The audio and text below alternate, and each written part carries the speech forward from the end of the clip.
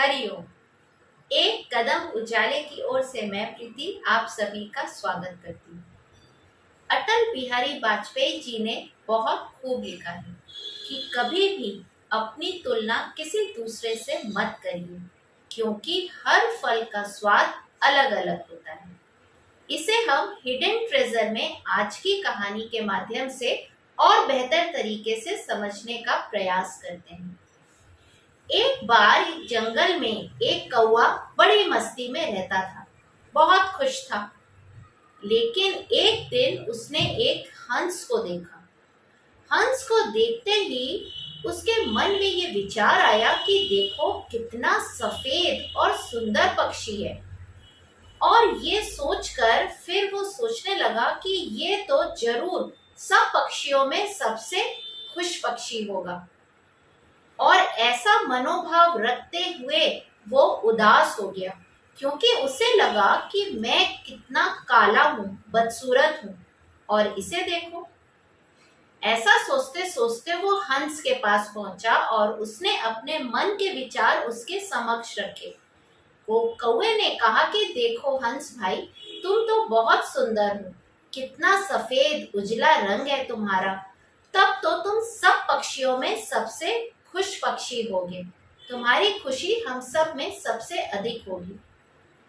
तब हंस ने कहा कि देखो कौवा भाई, वास्तविकता ऐसी है कि पहले आसपास के सभी पक्षियों में मैं अपने आप को सबसे खुश मानता था और बड़ी मस्ती में आनंद में जीवन जी रहा था, जब तक मैंने तोते को नहीं देखा था। मैंने सोचा कि मेरे अंदर तो सिर्फ एक ही रंग है, मगर तोता तो दो रंगों वाला पक्षी है।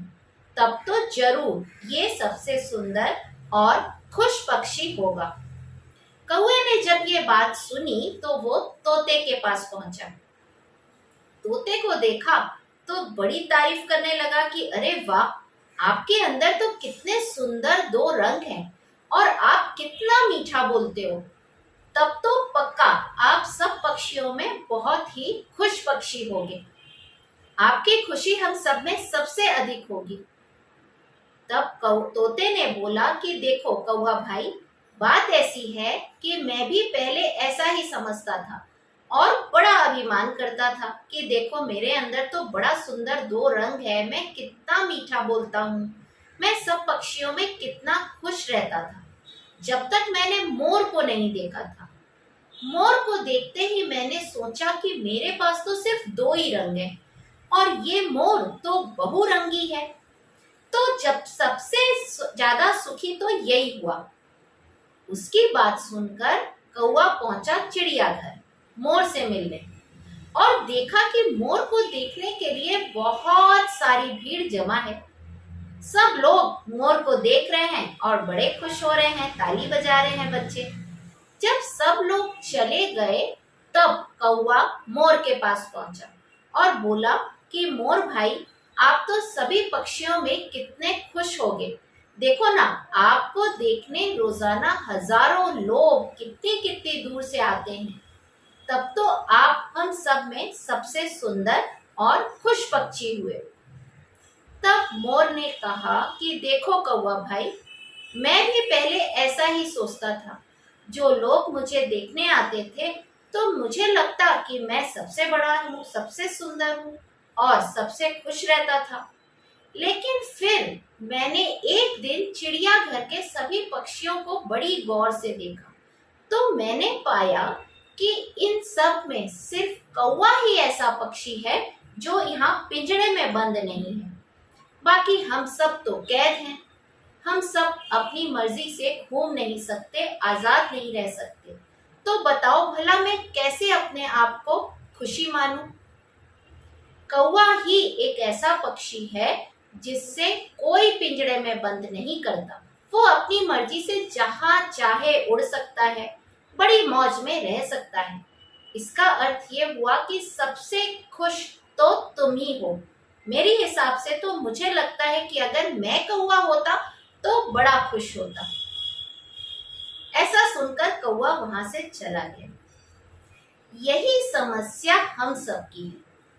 हम सब भी अनावश्यक ही अपनी तुलना दूसरों से करते हैं और दुखी उदास हो जाते हैं। हमारे पास जो है हम उसकी कद्र ही नहीं करते। इसीलिए अपने अपने जीवन को बड़ी ही मस्ती से जीना चाहिए और अपने आप को स्पेशल मान के जीना शुरू कीजिए। ऐसा सोचिए कि आपका किरदार आपसे बेहतर कोई अदा नहीं कर सकता, क्योंकि भगवान ने दुनिया में कुछ भी फालतू नहीं बनाया, तो वो भला हमें कैसे फालतू बना सकता है।